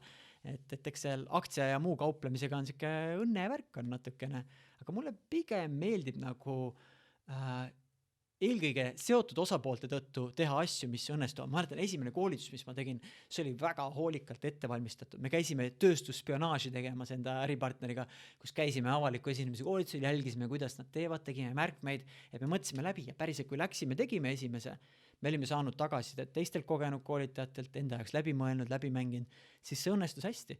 Ja see oli ka põhjus, miks klient kutsus järgmist ja järgmist tegema. Et minu loogika on see, et tee midagi hästi, see on parim müügitöö, et saada võimalus seda järgmine kord veel teha. Et seepärast see seal juures. Muidu kui lähed ja paned niimoodi üle puusa, äkki läheb hästi, meeldib suhtumine, aga äkki ei lähe, mis seal ikka lähed, teed kellelegi teisele, et ega päris rong ära ei lähe, aga mulle lihtsalt tundub, et kui me kellelegi midagi teeme või pakume, siis vähemalt minu enda nimedega peaks olema mingi kvaliteet või standard, mida ma tagan. Ja kui ma lähen nagu liiga hooga peale, siis ma mõnes mõttes see bränd või kuvand võib kahjustuda sellest. Võib-olla see on see põhjus, miks ma tahan tagada, et kui me mingi uue asjaga eksperimenteerime, et see on läbi mõeldud ja et me saame üsna suure tõenäosusega tagada edu selles. Aga see sõltub jälle, mis faasis sa oled. Ma arvan, et kui kuulajaks on näiteks noor 20-ndates või kuskil, tulista, põruta rohkem nagu, just eksperimenteeri, katseta rohkem, aga lihtsalt mingis faasis sa jõuad nagu sellisesse küpsuse faasi, kus sa kaalutled nagu asju läbi, et sa ei ole see tüüp, kes läks mingi imelise pakkumise peale ja siis kaotas kogu oma raha mingis kahtlase riigi kinnisvaratehingus, et mul on nagu, et halloo, et kas see nagu ei tundunud natukene kahtlane ennem. Et seda asja nagu jälgida, et kui miski on liiga hea, et olla tõsi, siis äkki peaks korraks natukene uurima, et mis selle selliseks pakkumiseks teeb. Et see on nagu kasutatud autode müügis, et kui keegi liiga imelise pakkumise teeb, siis võimalik, et midagi on seal veidi kahtlast, sest miks ta nagu turul peaks sellise pakkumise tegema. Et võimalik, et seal on mingid puudused, mida on nagu tarvis. Aga see selleks. Eks see on jah õige, et kui sa oled noor ja võimalust on, siis pauguta nii palju kui võimalus, aga üks, et ma arvan, sa nõustud minuga, et peale paugutamist peaks tulema ka nii-öelda see moment, kus sa hakkad reaalselt neid nagu momente analüüsima ja jälgima, et kui sa kuskil võtad täna ette ja 20 aastat paugutad, siis 20 aasta pärast mine sa tea, mis juhtuda. Aga mida ma veel nagu teada tahan, on see, et kui palju sinu vanemad sulle on tegelikult kõike seda nagu kaasa andnud, et praegu me oleme hästi palju rääkinud sellest investeerimisest, säästmisest, rahast üleüldse. Kui palju neid teadmisi on andnud sulle sinu enda vanemad? Ma arvan, et suures osas selline kas siis ettevõtluse mõtteviis või nõnda ja tegelikult mõelda, et isa on ettevõtja, ema on inglise keele õpetaja. Ühelt nagu ettevõtja suund ja teiselt õpetaja suund põhimõtteliselt. Need on, võib-olla ma ei teadvustagi, et need on nagu mingi kvaliteedina juba niimoodi sisse kujunenud. Ma usun väga, et vanematel on nagu oluline roll seal. Ja kui mõnel vanematega ei ole nii-öelda eriti vedanud, siis on vaja lihtsalt leida mingi teised eeskujud või mentorid või inimesed. Aga ma arvan, et nendelt võib-olla pärineb ka selline teadlik läbimõtlemine, selline teadlikud valikud ja mõtlen, mis veel nagu. Ma arvan, mul on suhteliselt nagu ratsionaalsed vanemad, et nad ei ole nagu midagi ootamatut pöörast teinud, ja midagi, mis oleks nagu selles mõttes väga suurde riski sättinud perekonna. Kuigi siis sellel etapil, kui isa enda kaubandusettevõtet üles ehitas, siis tegelikult oli küll igasugu asjad nagu panditud, kui uue poehoone ehitas ja nii, ja riskid olid nagu kõrged, aga nad olid nagu läbi mängitud ja nõnda ja et mul on võib-olla isaga see nagu erinev mõtteviis, mul on kuidagi hästi süke säästmise mõtteviis. Ma tahan, et mul on nagu mingi selline kõva baas on, siis ma tunnen, et mul on turvaline, mul on hästi nagu, et ma olen nagu valmis, et mis iganes ära kaob, et mul on nagu hästi. Aga isal on nagu selline, et raha peab ringlema. tuleb, siis läheb, paned järgmisesse asja niimoodi, et ei ole mõtet koguda, et inflatsioon, et sureb nagu ära.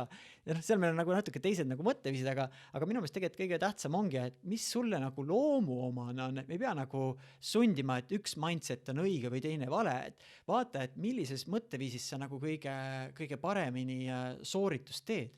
Ma peaksin muidugi tegema mingi sügava sisekaemuse ja otsima enda lapsepõlvest või kuskil põhjust, et mis minus on tekitanud selle vajaduse nagu turvalisuse järele, et kas seal on nagu mingi trauma või mingi asi, ma otseselt ei teadvusta, et see nagu traumat oleks, aga mulle pigem nagu tundub, et see on nagu miski, mis on vaja nagu tagada. Et aga ma arvan jah, et vanematelt võib-olla jah, õpetaja suund ja ettevõtja suund, et tegelikult tõenäoliselt need on juba mingist vaiksest niimoodi hetkest nagu sugereerinud sisse, kuigi see minu stiil, ettevõtlusvaldkond, milles ma tegelen, on teine ja asi, mida ma õpetan, on ka teine suund, aga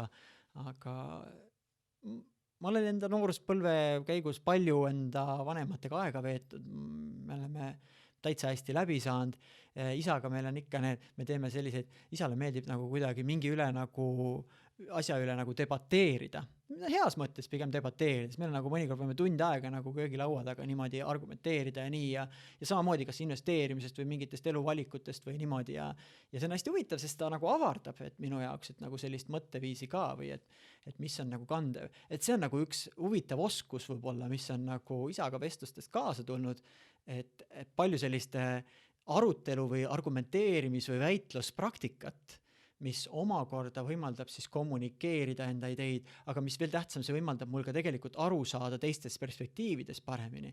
Et kõik su asjad, mis ma praegu ütlen, mida peaks tegema, ma tegelikult mõistan, et mõni inimene on olukorras, kus see samm ei ole lihtne asi, mida teha. Et need on sellised põnevad asjad, mida nagu vanematega vestlemisest kaasa ja siis üks asi, mis oli, ma mäletan, kui ma noorena Discordina tegutsesin, mul oli alguses vaja neid plaadimängijaid osta ja siis ma nagu sain niimoodi nii-öelda laenurahasüsti isalt, et ma sain niimoodi, et ta sai nagu selle välja osta mulle ja siis ma maksin talle tagasi ja siis meil oli üks selline vahva preemia, kui ma käisin kuskil Discordi konkursil, etlemiskonkursil või kooliteatri konkursil ja kui ma sain mõne päris hea koha seal, siis ta võttis mingi osa sealt summast nagu maha ja siis mul tekkis nagu link, et sa saad teha seda asja, mis on sinu jaoks äge ja sa saad ennast loominguliselt teostada ja see võib olla toetav nagu raha suhtes. Et äkki see tekitas nagu mingi uskumuse, et jah, et sa võidki teha neid asju, mis on sinu jaoks köitev, loovalt teostada ja küll sa suudad selle raha asja nagu sealt välja nuputada. Ja siis ma hakkasin tegelikult see tehnikat, ma hakkasin välja rentima, saadud raha panin uuesti tehnikasse, ehitasin tehnikapargi mingi omal ajal 0-100,000 kroonini niimoodi.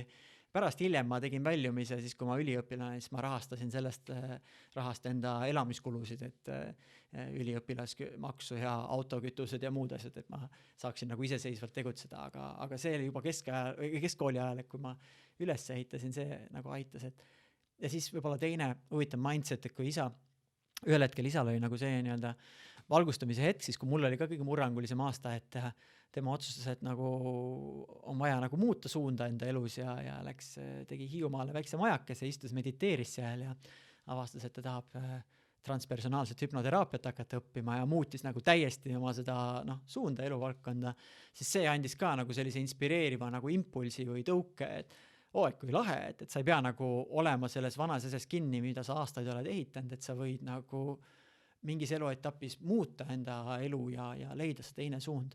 Et need on mõned mingid tähelepanekud, mis nagu kui ma vanematele mõtlen, et mis on äkki mind nagu niimoodi vorminud ja selles mõttes, et mis uskumusi nad minus on kujundanud. Et esiteks sul on võimalik teha asju, mis on sulle korda lähevad, teiseks sa tööd peakski olema selline asi, mis sulle läheb korda ja sul on võimalik tekitada tulumudel sinna järele ettevõtjana ja need on nagu sellised fundamentaal hästi võimestavad nagu uskumuse põhimõtted, mis võimaldavad tegutseda. Aga jah, huvitav, kust on mul selline nagu turvalisus. Mul on tegelikult ka selline asi, et ma üldse kuidagi, ma arvan, et see turvalisus on äkki kuidagi seotud sellega, et mulle nagu meeldib elada, mulle meeldib elus olla, mulle meeldib terve olla. Ma näen, kui raske on inimestel, kes on ennast mingil moel vigastanud või on haiged või kes on teinud halbu otsuseid elus, ja mulle nagu tundub väga ratsionaalne seda ette näha, et mulle tundub nagu mõistlik, aga nüüd on küsimus, et kas ma äkki olen seda mõistlikkuse piiri isegi mingis ulatuses nagu overkill, et ma võiksin tegelikult palju vähesemate reservidega toimetada ja nii, aga et mulle meeldib nagu asju nagu ette näha ja siis võtta selle järgi häid otsuseid. Et kui papsile meeldib praegu traktoritega tegeleda, sest on igasugune palju traktoreid, on mingi vanad traktorid, võtab need juppidest lahti ja nii, ja siis ta mõnikord, kui ma maal olen, siis ta küsib, et tule aita mul midagi, et ma ei tea, lükata see traktorit või nii. Ja siis kui ma lähen sinna platsi, siis ma näen nagu vähemalt 5 või 10 kohta, kus siin võib surma saada või tõsiseid vigastusi saada. Mul on nagu skänner on nagu selle peal, ta on nagu, ei ole hullu, ma olen siin selle telliskivi alla ja nii, et mul on nagu, et minu jaoks igasugu nagu asi, mis on eluohtlik, on nagu väga nagu tuleb hoolikalt mõelda, kas see nagu tasub ära, et mõned käivad kuskil mingites mägedes ronimas või nii, minu jaoks oleks nagu, et sisuliselt see protsent on võib-olla 5% tõenäoliselt, sa kukud seal mäest alla ja saad surma või jääd igaveseks invaliidiks, aga ma ikka mõtlen, kas ma nii väga tahan seal mäe otsas ronida, isegi kui see on ainult 5%, et 95% ägedat elamust saada, et ma ei tea, kuskilt minu sees on mingi selline elushoiu instinkt ja ma lepin sellega, mulle tundub, et see ongi minu loomus, ma ei püüa nagu seda muuta, et ikkagi elu säilitada, ma tunnen, et on palju asju, mis ma veel tahaks teha ja ma tean tegelikult, kui minuga midagi juhtuks, ma nuputan, ma leian mingi lahenduse. Ma arvan, kõige raskem oleks mul leppida selle tundega, et kurat, Harald, sa nägid ju seda ette. See oleks nagu kõige raskem tunne, millega leppida. Aga see on hea tähelepanek, et sa praegu selle teema tõid ja eks ma nagu vaatan, ma jälgin seda ja ma olen seda teadvustanud varem, aga see on praegu see huvitav koht, millega enda kallal nagu tööd teha ja küsida, kuidas ma tahan, et oleks nagu. Ja lõpetuseks, mida ma tegelikult sinu käest veel teada tahaks, on see, et mida sa ütled siis nendele inimestele, kes praegu justkui tunnevad, et nad ei ole vabad, nad teevad midagi sunniviisiliselt. Lisaks need noored, kes praegu just peale meie nii-öelda sellist vestlust tahaksid ettevõtlusega nii-öelda algust teha, milliseid nii-öelda põhimõtteid sa võiksid neile nagu anda või mida sa ütleksid neile?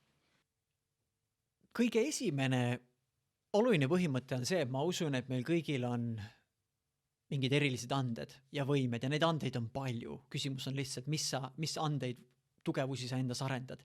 Et alustame sellest baasist, ehk meil kõigil on mingi võimekus teha asju päris hästi. Nüüd küsimus on, kas selles hetkes, kus ma praegu olen selles töös, kus ma olen, kas ma saan neid andeid rakendada. Ja siis on see järgmine asi, et kas ma saan siia panna rohkem armastust sisse sellesse tegevusse. Ja kui ei saa, kas ma saan, kuhu ma tahaksin seda armastust mujale panna.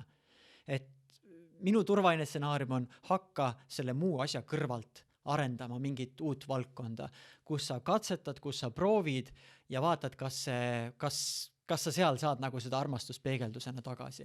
Et need on need esimesed sammud, aga enda sees hoia seda usku, et sa oled inimene, kellel on maailmale midagi pakkuda. Hoia seda usku, et sinu anded, sinu võimed, kui sa neid realiseerid, siis sa oledki kõige imelisem kingitus maailmale, mis sa olla saad. Ja hoia seda usku, et enda kallal töötades, ennast teostades, enda üle reflekteerides, ennast paremaks treenides, on sul võimalik teha nii, et homne on parem kui eilne, et järgmine aasta on parem kui möödunud aasta, et see uskumine, et selles on see võimalikkus olemas. See on nagu see esmane vundament baas. Kui usk on olemas, siis on meil võimalik hakata liikuma, tegutsema ja siis meil oleks vaja enda ümber siis lihtsalt inimesi, kellega koos me saame seda jõudu, kellega koos seda indu hoida. Ja mina ise ka olen aastate jooksul on olnud nagu madalseise, kus ma olen pidanud otsima nagu seda jõudu kuskilt väljaspoolt. Mina enda jaoks tegingi selle inspiratsioon.ee keskkonna, kus ma kogusin asju, mis mulle jõudu andsid, et leia enda jaoks need podcastid, kanalid, asjad, mis jõudu annavad ja mis kõige tähtsam, mine ja proovi iga päev vähemalt natuke teha seda asja, mida sa usud, mis võiks see sinu järgmine asi olla, kus sa tahaksid edasi kasvada, sest see annab sulle nagu jõudu, isu, et edasi liikuda. Me ei pea 24/7 olema vaimustuses, tundma ülimat vabadust enda elust, aga me võiksime tunda, et selles 24/7 on mingid hetked, kus me vähemalt ise usume, et see ongi see, mida me tahame teha, see ongi see, kuidas me saame parimal moel panustada. Aitäh sulle, Harald. Igati rõõm. Aitäh, Harald, et sa tulid, olid nõus minuga vestlema. Sina, kes sa seda videot vaatad, mine kindlasti osta juba täna Roland Tocco ja Harald Leppisku raamat, endale loe see läbi. Lisaks vajuta Samm Vabaduse kanalile subscribe ja kohtume järgmine. Purgis.